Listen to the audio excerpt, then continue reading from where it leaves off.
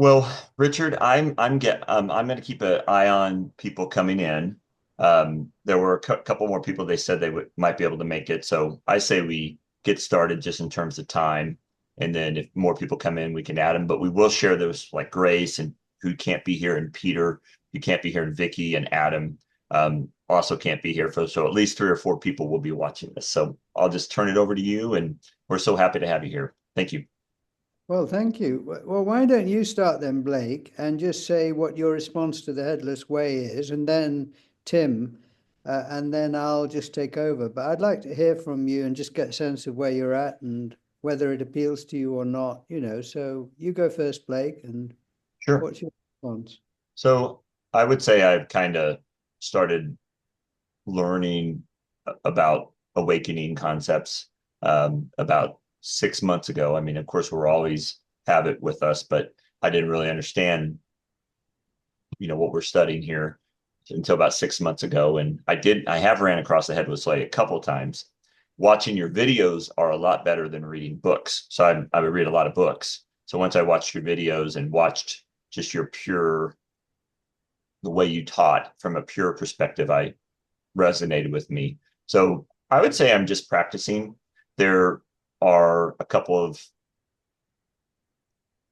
times where my perception feels different. I will say, especially the big eye, it really resonates with me as a huge field of awareness. And then seeing whether I open my eyes or close my eyes, kind of things appearing all within this large field of awareness. So I would say that's kind of where I'm at right now with it. I love. I will say that this really resonated with. I finished your course this morning, and um, Douglas Harding in one of his videos said Jesus said to people that the kingdom of heaven can only be seen through the eyes of a child, and that shook me to my core. And I would say that's how I be remembering what it was to be a child, and I think is kind of how I'm thinking about this. So that's kind of where I am with everything. Well, I just respond briefly to that, but that's it. That's it. And you've got it. The single eye being space for whatever's happening. Of course, what is happening is always changing, and our thoughts and feelings and responses and insights are always changing and deepening, I would say.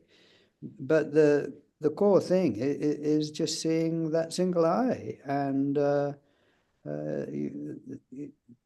that's it. That's the beauty of the Headless Way. You get it all in one first dollop. Yeah.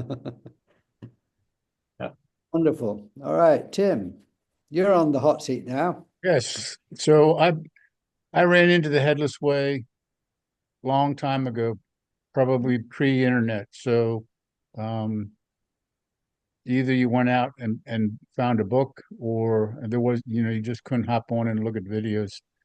So at that point, I read about it in the context of wherever I found it, but I didn't pursue it. But I've heard about it. Um, since the 40-day awakening course, I was enlightened to your videos, and so since we were given that information, I watched several of yours. I watched the 8-part series, and other people that also explained from their perspective, their understanding. Um, so to hear it described in variety of voices is always helpful. So when we did our first round on the 45-day course, as it was introduced by Jeffrey, I would say on day one, it really struck me, and the next day I had a high day of well-being. Um, for me, the example of when you close your eyes and what do you see, and I really was able to experience sort of a oneness and no boundariness.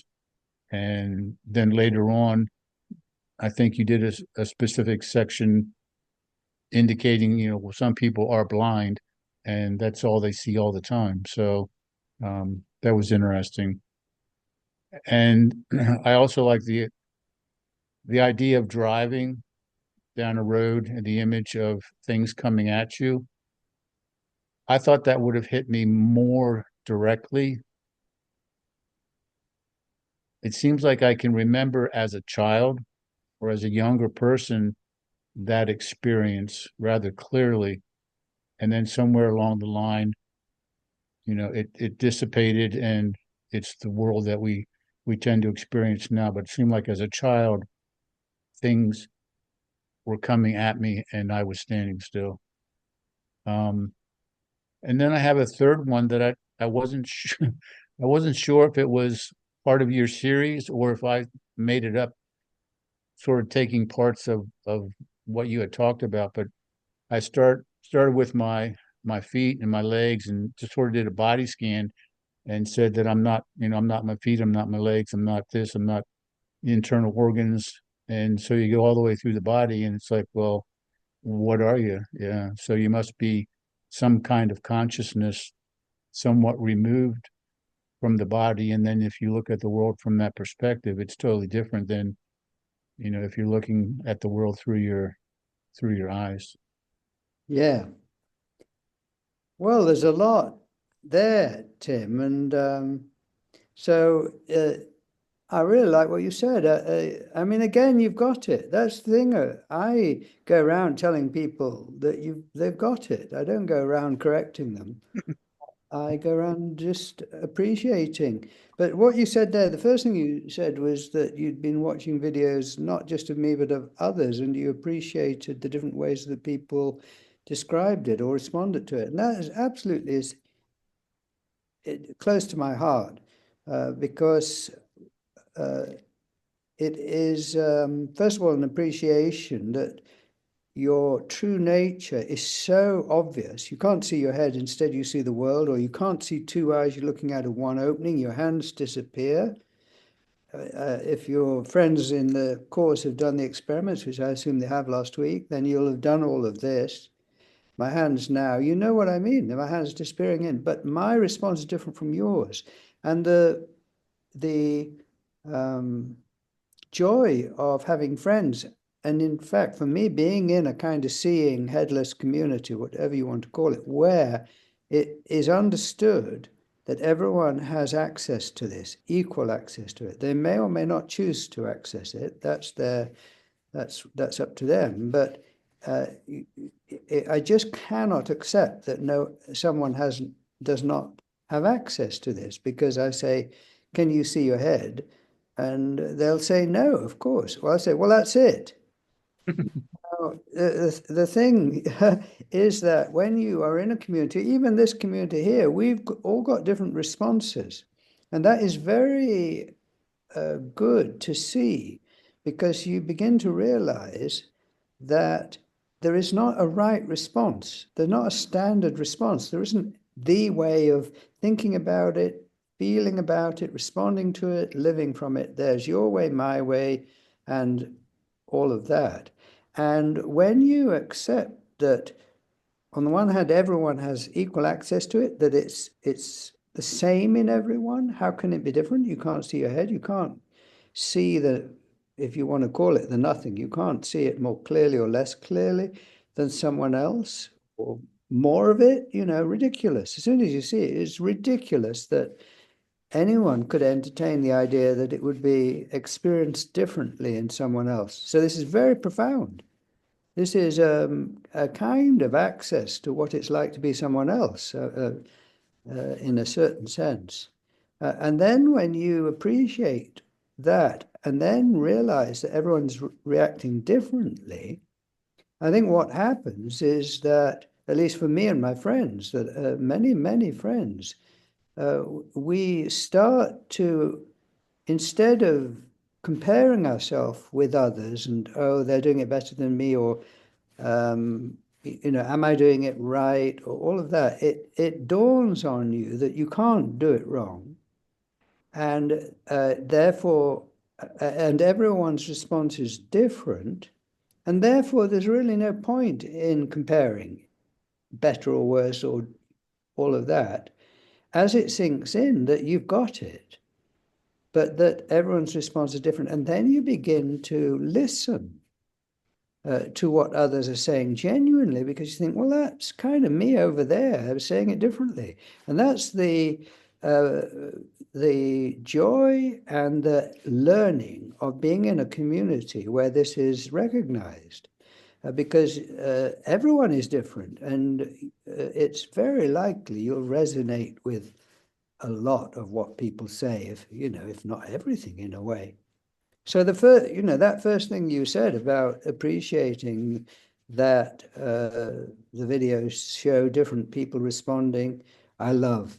And uh, you see, you set me off here, but my goal, my dream, my vision, not just mine, but certainly Douglas Harding's, was that in a way, in your own life, there are four stages of development. So are you okay with me talking about this? Is this you cool Oh with yeah, it? I am. Okay. Okay. All right. I feel So, like I'm getting a transmission from you. I'm feeling you're a person of great integrity, and I'm just taking this all in, absorbing it all. well, Tim, at $1,000 a minute, I'm happy. We're passing that on to Jeffrey Martin, I think. Yeah. Anyway, the four stages in our individual lives, you could look at it like this: the baby, the child, the adult, and the seer. So the baby's headless. I'm going to speak in my language or jargon. Baby's headless, and you don't yet know about your head because you can't see it, and you haven't got language yet, and you haven't looked in a mirror yet, or if you look in a mirror, it's nothing to do with you. So you're headless and you're free, and you look at the one in the mirror, and it's your friend. When you're an infant, it's your friend, it's not you.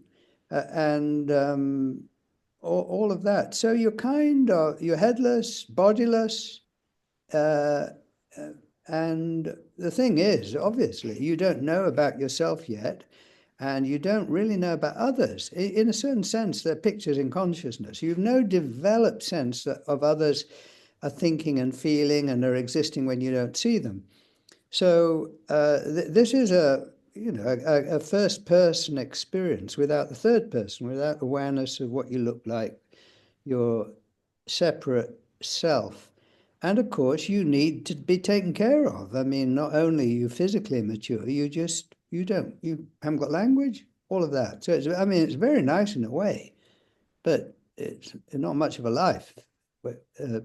So the second stage is the child, because what happens is that those around you, society, reflect back to you how they see you, what you look like at 6 feet. Because at 0, you're nothing. But at 6 feet, you're a person. And when you look in the mirror is showing you what you are at 6 feet. It's not showing you what you are at 0 or 100 miles. It's 6 feet, more or less. And your parents and friends and peers respond to you not as a headless body, but as the person they can see. And this, to begin with, you could say just doesn't match your experience. What on earth are you talking about? I don't get it. They're seeing you as a thing, and you don't identify with being a thing yet, but you better learn. And you do learn because it's 24/7 feedback that you are what you look like. And there is no acceptance that you're anything other. The idea that you're space is just not admitted and is irrelevant in a way to joining society. To join society, you've got to get a name, you've got to get a face, you've got to get a body, you've got to get a nationality, you've got to understand where you live. So to locate yourself as a thing in space and when you live. And this, I like to tell a kind of hypothetical little story that you're with your infant friend and you say to them, this idea about imagining you're behind a face, um, you're behind a face, you see. This thing about imagining you're behind a face. I can do it for about a second and then I forget. And then I just open again. And your friend says, yeah, I have no idea how. Apparently, we've got to be aware of having a face 24/7. Like, really? Really? Good luck with that one. I mean, I just can't hold it for more than a few seconds. And I don't, and I'm open again. Well, you do, because the feedback is 24/7, because society won't let you off it and shouldn't. It's not a bad thing. It's absolutely vital for joining society. And I'll come back to this when we get to the fourth stage, but the thing about taking on yourself, in my language, playing the face game. Face game is acting as if you're behind a face that you can't see. So it's a kind of a game. I'm going to act as if I'm behind a face, and therefore I'm face to face with you and separate from you. And I'm a thing moving around the world, even though I can't see that. I'm going to act as if. And not only do you receive that feedback and information 24/7, it's a bit like gaslighting. I'm headless. No, you're not. But my experience is being headless. No, you're not. You've got a head, right? No one. And so it's 1 against 9 billion, really. But the thing is that in order to really take it on, it's not just passive. You've got to join in, and you've got to say, yes, I do. You've got to kind of tell a lie, right? And you've got to tell others that they are the same. It's no good just being receptive. You've got to be active and join in. Anyway, so now you use language, and language is based on I means I'm a thing, and you means you're a thing. So that's just assumed. It's just not questioned. And that is the basis of being discovering who you are in society. And you don't have a choice about who you are. You don't have a choice about the one you see in the mirror or the one that others see. I mean, you can adjust slightly, have a haircut, whatever, but I'm Richard and that's it. And you better get used to it, and you better and then the rest of life, apparently, is kind of making the best of the cards you were dealt, right? And then you die, and, all of that. So as an adult, in the third stage, you've got the baby, the child, the adult. I love this developmental stuff. It just really makes sense. And there's something very important about it, which I'll mention as well. So baby headless, child in both worlds, starting to put the mask on, the face, the adult fully convinced. And if as an adult you have glimpses of your nothingness, your headlessness, I would say, it's a bit of a shock. It might be when you're drunk or you're taking drugs or had a shock, and suddenly you're shocked out of your normal way of seeing yourself into your first personhood. And it can be very disturbing. And people can feel they've gone a bit mad because society doesn't understand it currently. Society says that is either irrelevant nonsense or it's dangerous, that you're going mad, or it's some weird mystical thing, and pigeonhole it like that. So that's the third stage of the adult.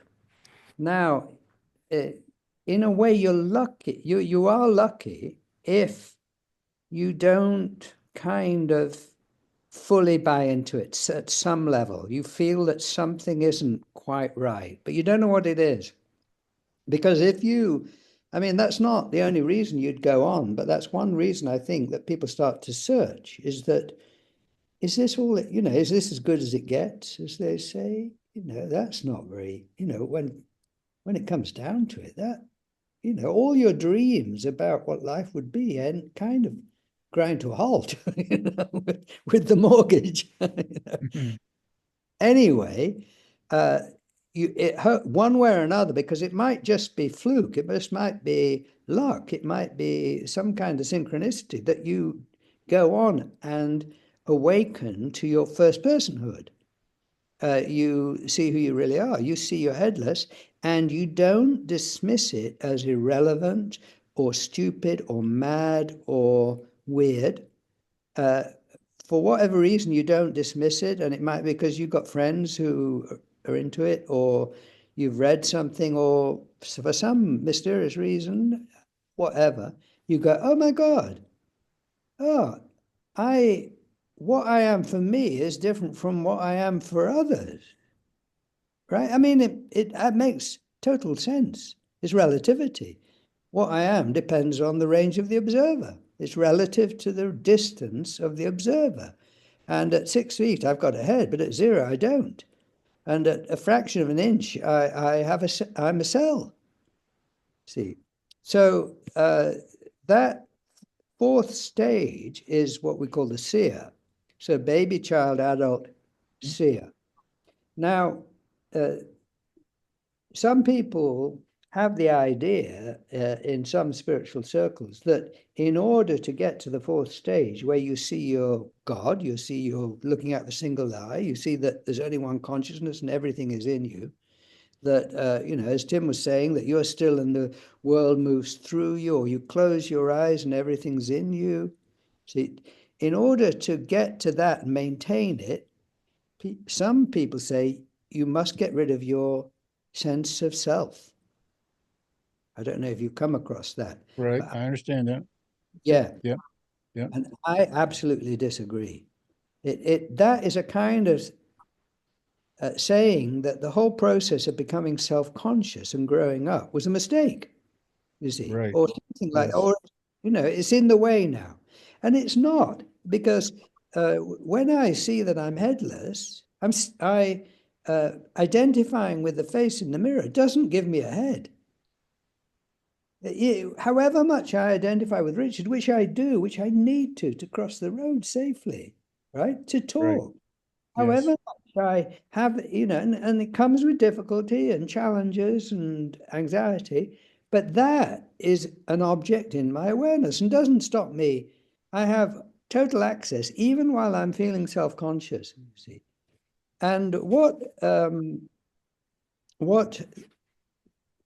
has happened, one of the great benefits of that developmental process is, as I said, when you're a baby, you don't yet have a developed sense of your own self, and you don't have a developed sense of others, that they're thinking and feeling and exist when you don't see them. I mean, that is understood as a developmental phase, and that when you're growing up as an infant and a child, they do tests to work to find out if you understand yet that others have thoughts that you can't see, and that others exist when you can't see them, when they've gone out, object consciously, when they've gone out the door. Mm. And that your thoughts and feelings are hidden from them. So that is a development of self and other as independent beings, you see. Now, strictly speaking, I never know that you're thinking or feeling or are conscious. Right? I can't prove that. But growing up is accepting that that is true. So I act as if that's true. I act as if there are 3 people here, and that you two have got thoughts and feelings that I don't know about, you see, and that you've got, all kinds of things going on I have no idea about. But I accept that, although I can't prove it. But unless you accept that, you can't appreciate others as real, and society as real. So when you get to an adult, you're deeply, deeply convinced, functioning as if you are one amongst many. You've got a deep sense that others are real, and that they're, kind of hidden from you. Now, when you see who you really are, and you see there's only one consciousness, and there's nothing hidden, and nothing hidden, I say that that does not now mean that you stop acting as if others are real. They go together. And that development of self and other is the development of empathy. Because, for example, am I okay with this? Are you okay with talking about this? Yeah? I'm okay with it. All Yes, right. Cool. definitely. Yeah, as I find it so interesting. So one of the experiments, one of the experiments we do is you look at your face in the mirror, or you could look at your face on the screen, and you are told by society that that face there is a reflection of the real face here that you can't see, right? But when you see, if you attend, if I attend, the only face I see is there, and I don't see one here, right? So that's the experiment. Look at your face in the mirror or on the screen and check whether or not where you are, there's anything like that at all. Not what society says, gaslights you, not what anyone tells you, but you have to look for yourself. When I look for myself, I'm just, no, even when I'm looking at my face there, no face here, right? Now, if you imagine you're a baby and you're before you've sort of got educated about the mirror, and you're not looking at a mirror, but you become aware of just be aware of the sensation of your mouth now.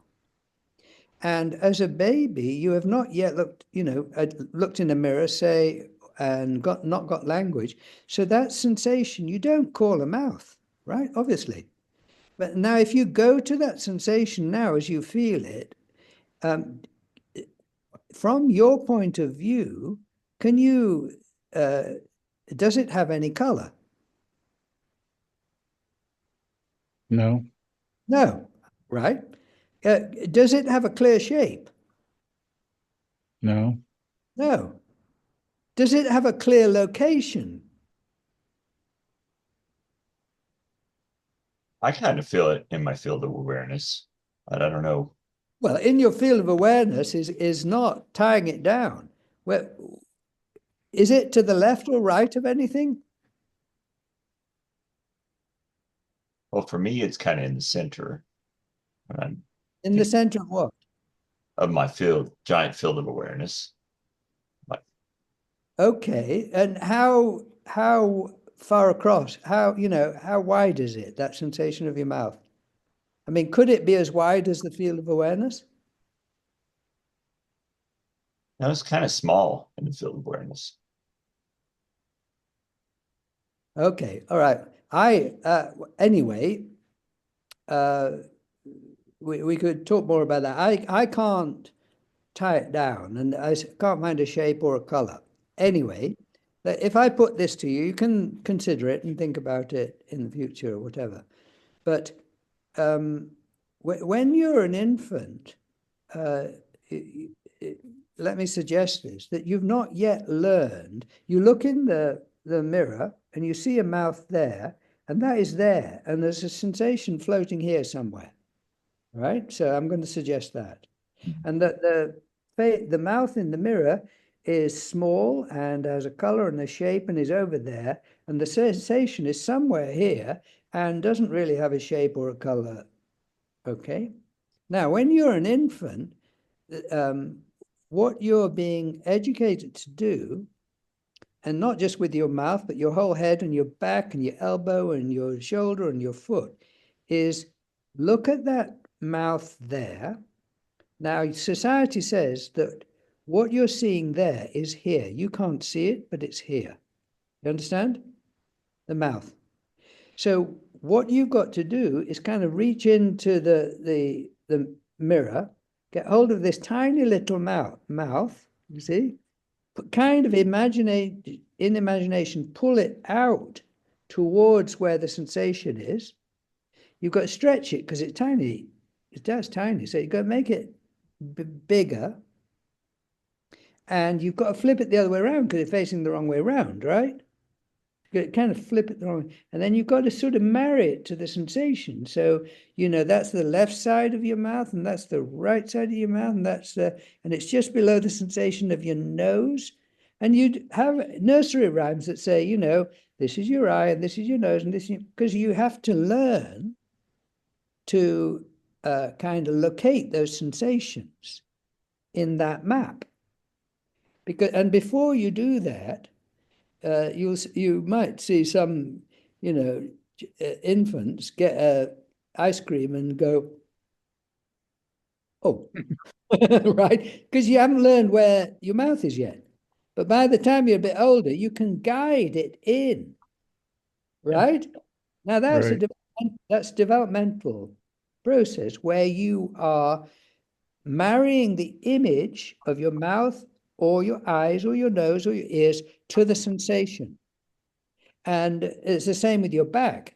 If my sensation of my back, I can't tell you how long it is, or how wide it is, or what color it is, or what shape it is, except that now I've learned to look in the mirror and see my back, or look at other backs, or see photographs of backs and spines and skeletons, and then I marry that information, that label, that image to the sensation, and that's very smart. Now I won't hurt my back, or if I close my eyes and go to my right hand, well, I've learned to marry the image of my right hand to that sensation. Well, that's really helpful because I can direct your attention to be aware of your right hand now. Well, a baby would go, right hand? I don't have a hand, right? If it could. So, what you are doing, and this is to do with empathy, is that you are learning that the sensation is connected with the image, right? So you now know that if you smile, that the sensation of smiling will appear as a smile to others, and you know what that's like as you look in the mirror. You understand? So now you can apply that. When you see that same shape on someone else's mouth, you can imagine the sensation of smiling. That's empathy. Otherwise, if you can't read people, like maybe some autistic children or people, you can't read them. You can't empathize and understand that the way that the expression on the face feels like this, because you haven't kind of developed that ability. I don't know a lot. I'm not an expert on autism, but that's my take on it. And you can imagine if you see a certain expression you've never seen on anyone's face before, never on your own, it would be a bit confusing, say, from a very different culture, or you might misread it because in your culture this means this, but in that culture it means something else. Anyway, when you learn that, that is very, very deeply learned because it's about survival, because you need to read other people's body language in order to and empathize. If someone's got this, or someone is like that, you immediately read it because you know what it's like in your own body. So when you wake up to who you are and see you're headless, that there's no image here. First of all, does that skill of reading others and of having, placing a face on your own sensations, does that go out the window? Of course not. I mean, it's so deeply conditioned into us, it couldn't, but you wouldn't be able to function, right? Now, but the other thing is that because you've learned to not only add the image to your sensations, but add the sensations to their image.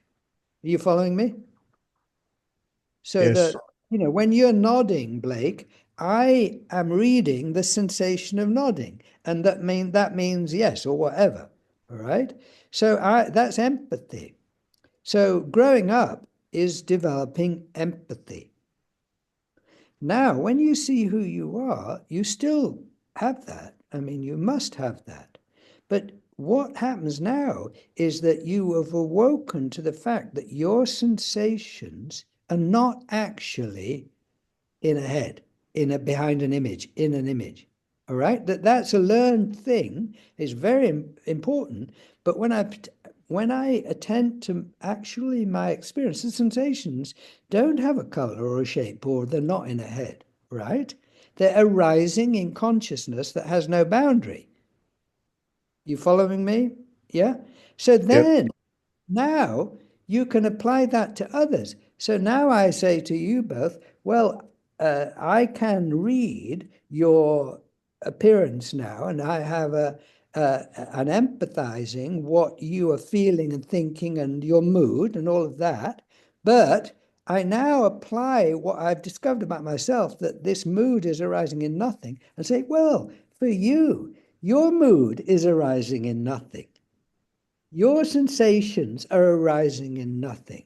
See, I can't awaken to that fact about myself without applying that to you and to everyone. And that is a deeper form of empathy. That is really recognizing not only that surface kind of, but the consciousness behind it, which is exactly the same as mine because there's no content.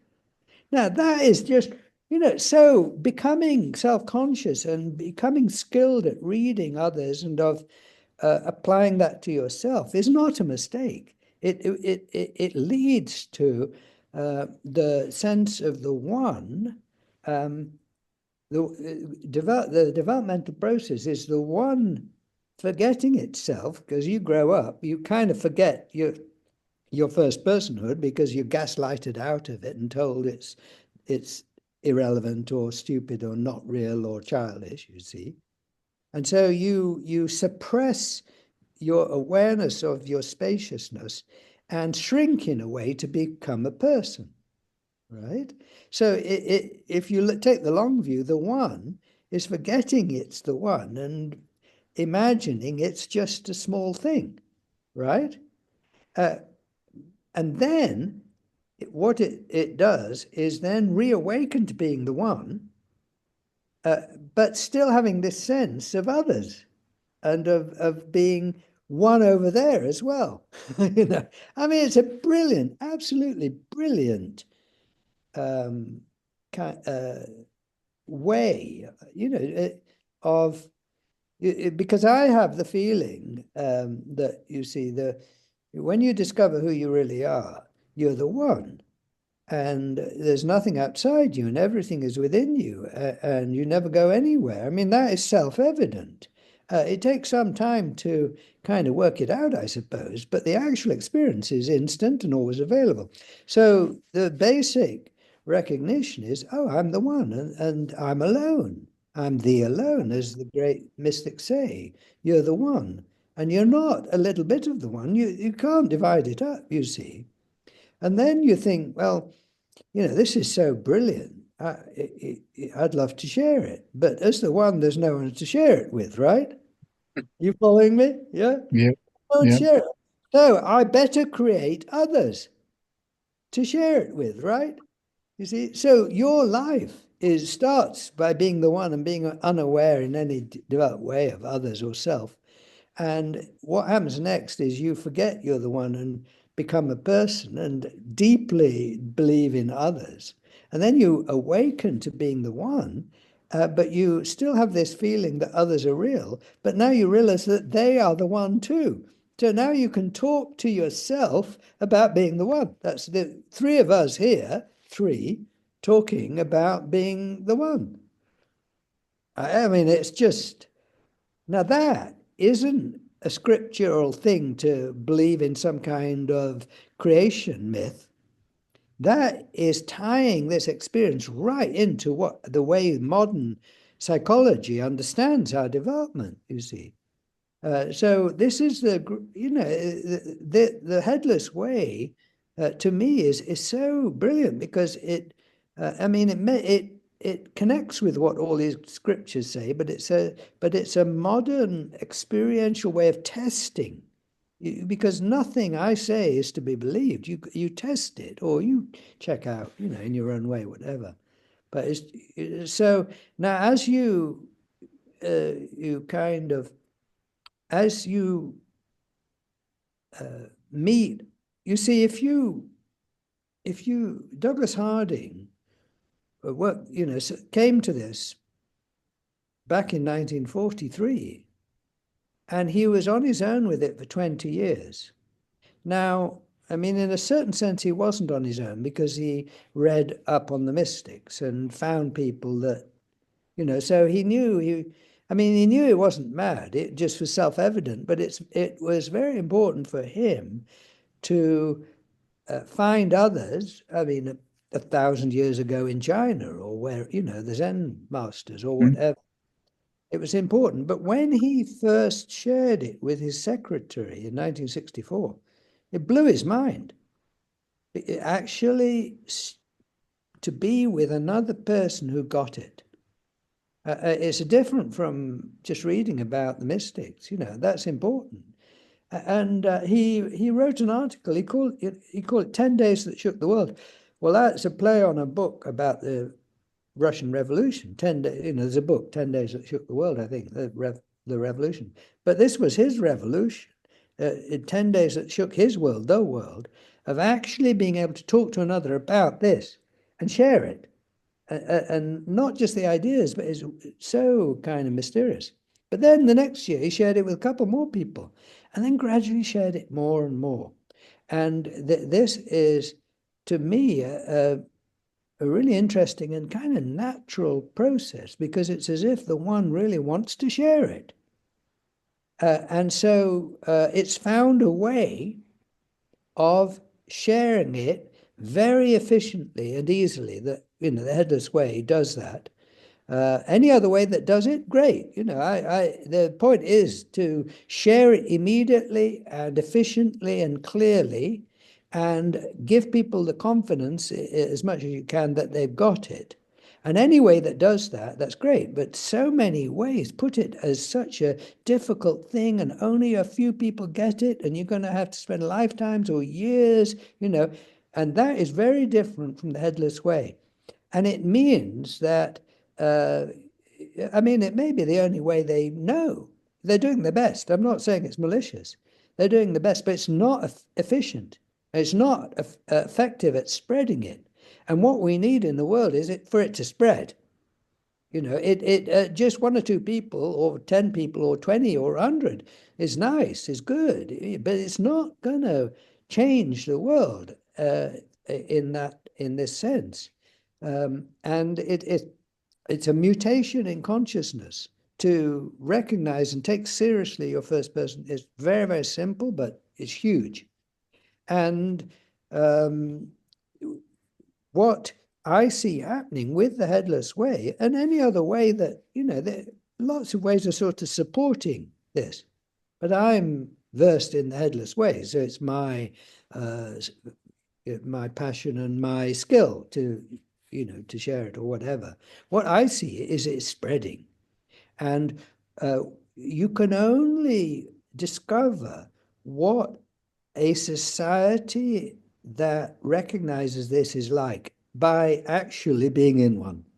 You can theorize, but I'm in the very privileged position, in a way, or lucky or fortunate position, because I've been with this for 50 odd years, because I took it seriously when I met Douglas, and I stuck around, and I got to know all his friends, and I made friends myself. So I became part of a community where this was normal. Mini community within the wider community where it was not normal, still isn't. But then, I've grown up in a community where it's normal, and we are learning as we go along. It's very exciting. I mean, if you want to drop into our Zoom meetings, they're free, they're drop in. You're welcome to get your own take on how it works or if it works. But the recognition that everyone has equal access, as I said, that you can't do it wrong, and that your response is valid. There isn't a standard right way of doing it or right way of thinking about it, and all of that. This is deeply respectful of each other, and is a fast-track learning context. Yeah.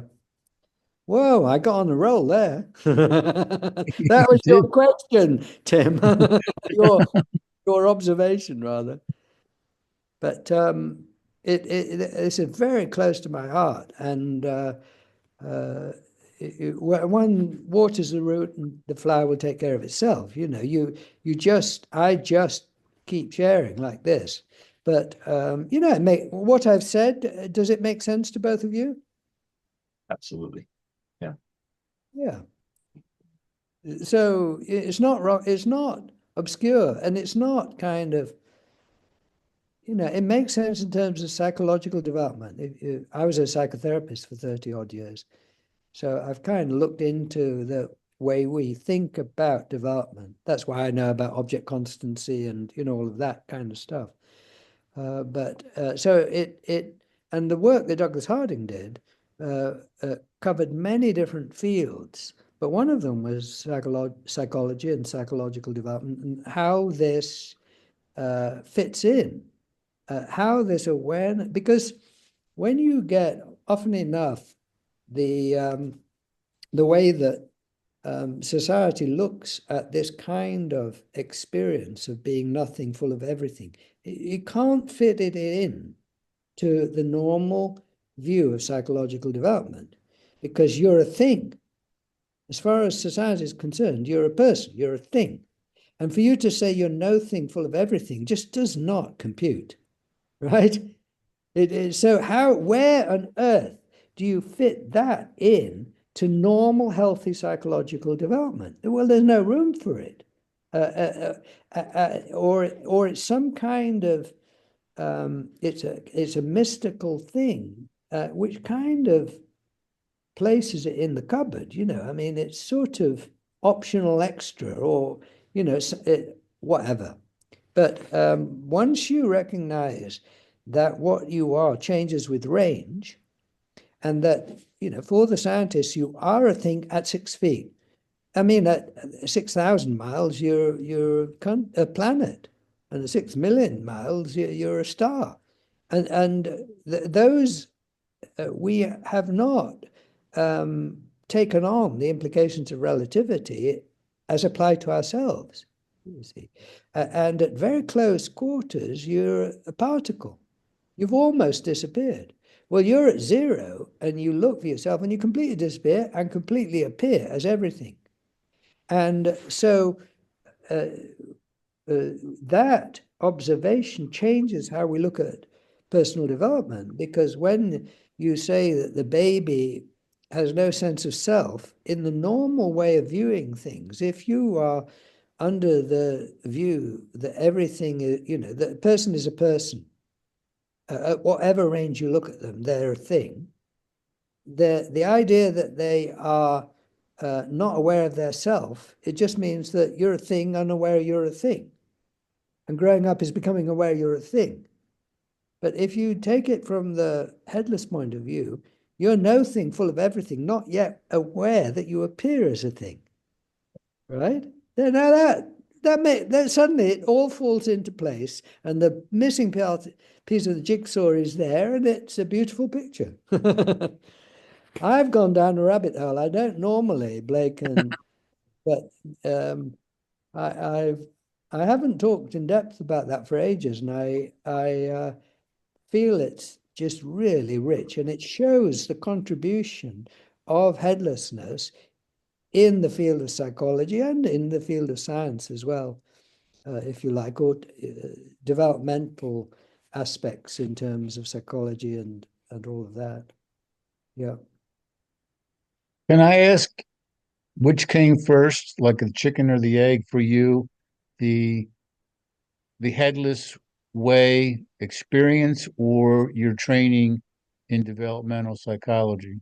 Oh, Headless Way. I was 17 when I came across the Headless Way, and I Okay. trained in psychology at 30.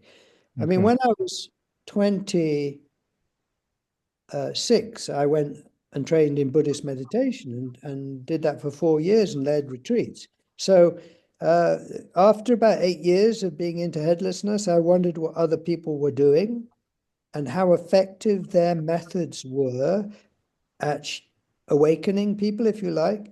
Hmm. And I knew a Buddhist teacher from Thailand who I really respected. So I went to his center and I trained, and they asked me to lead retreats. So I had a very uh, uh, wonderful experience, a very educative experience of training and of leading retreats and of running groups. I'd run workshops before, but and this wasn't a headless place. I mean, they knew I was into headlessness, but it was a Buddhist place.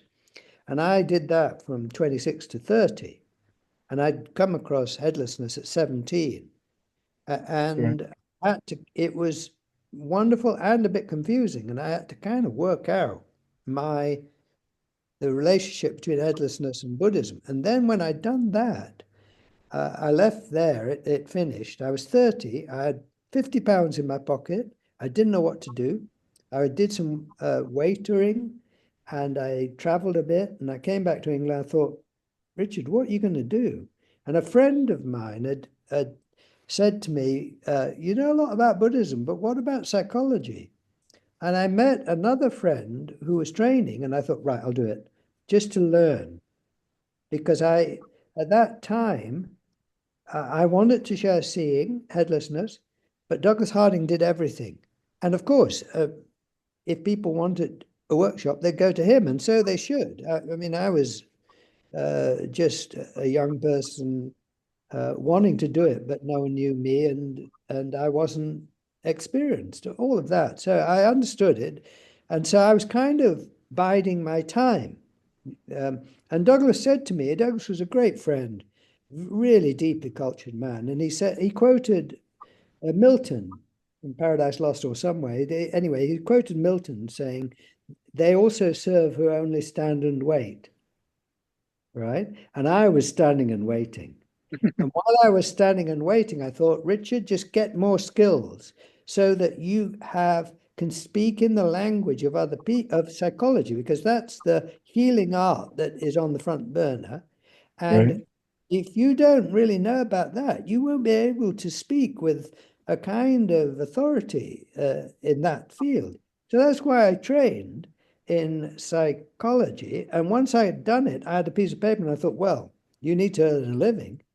So I started practicing me as a psychotherapist and did that for 30 something years. So that's how I made my living. But I learned a tremendous amount. And here I am using those skills to talk about how headlessness fits in with personal development. So it came along the way.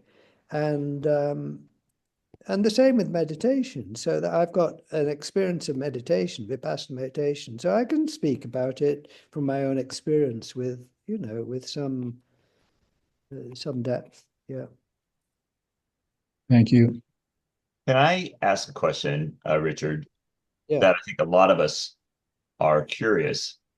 What is your take on, so with awakening, um, some people describe it as just this huge light bulb, things go off and just an amazing, epiphany. And then other people describe it as they just kind of go into it.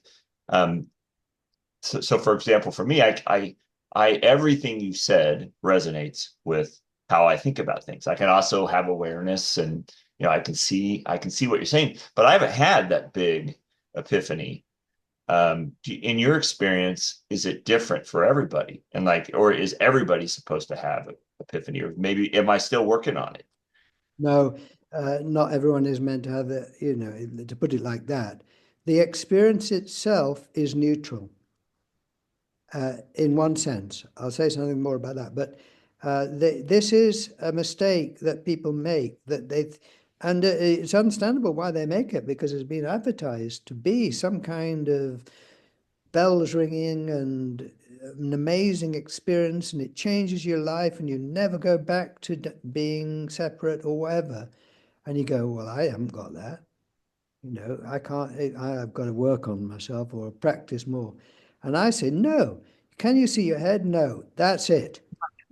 Uh, yeah.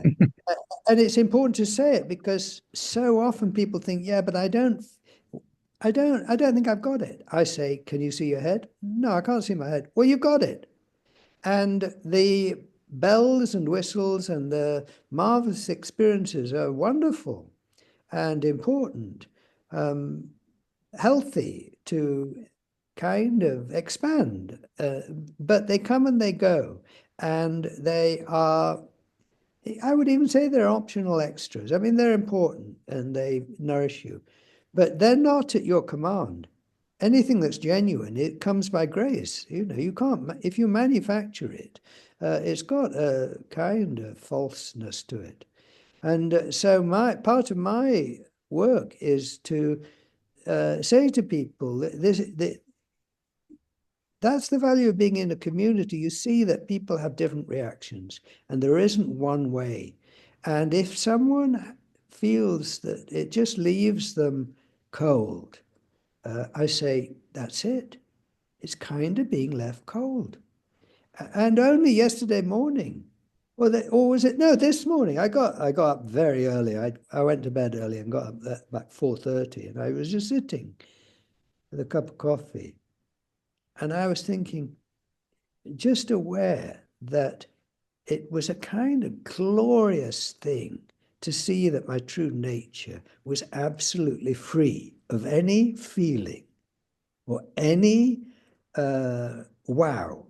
It's the only thing that has no content. And society gaslights you and tells you then it is useless and you really should have a feeling and you should have a thought. But no, I said, no, no, there's and then of course things come out of it all the time. But does that answer your question, Blake? It does. Absolutely. Yeah. Yeah. And otherwise, you've got another hierarchy going of people who've got it and those who don't, and those who are further along and further behind and higher and lower. And that does not uh, uh, fit with my experience that my true nature has no content. And I take that seriously, and I take it as the real deal, the real thing, and not as a kind of um, initial step that you have to improve on. It's humble. It's very humble. Yeah. Is this a state that you're always in, or is it a That's the state, other, that's the other question. Yes. Uh, well, or do you have to look inward to see that you're in that state? yeah, you do. Yeah, and you can only look now, Right, right? And so if you're right. looking now, you're doing it. You're I in that think, state. pardon? You're in that state when you look.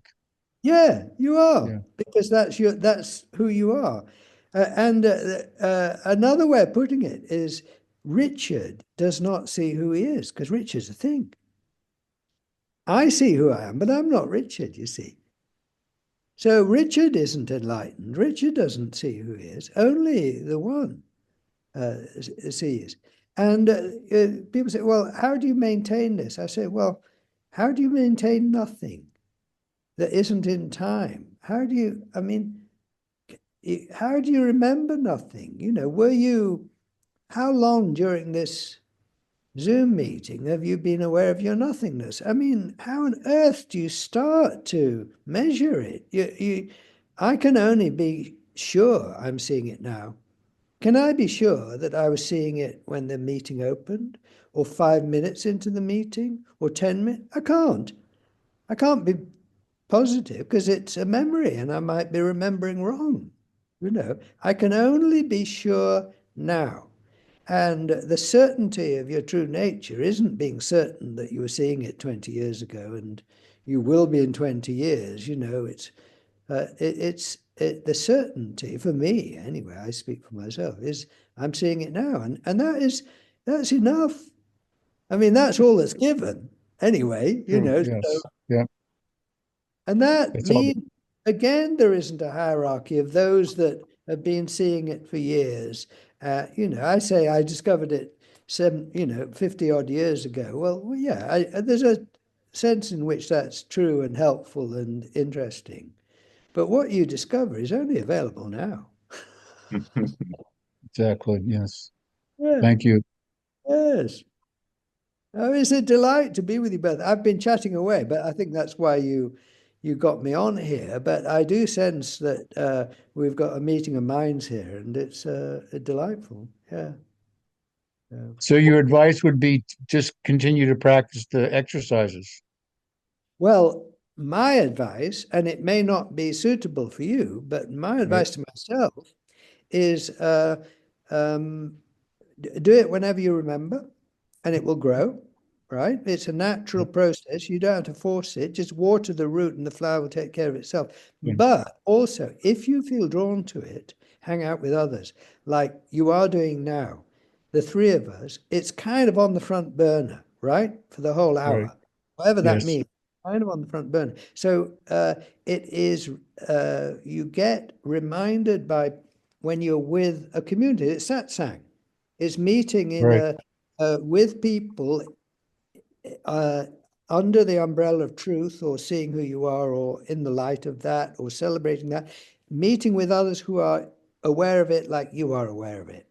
And that is infectious and viral. And we learn in groups far more better in a way than on our own. I mean, you learn on your own, but in a group it's different because there's this Yes. interaction going on, Yes. and Yes.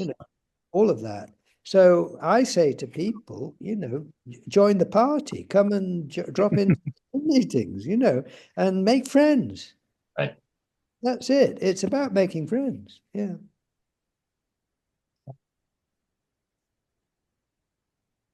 That was excellent. Yeah. Thank you. That was like, yeah.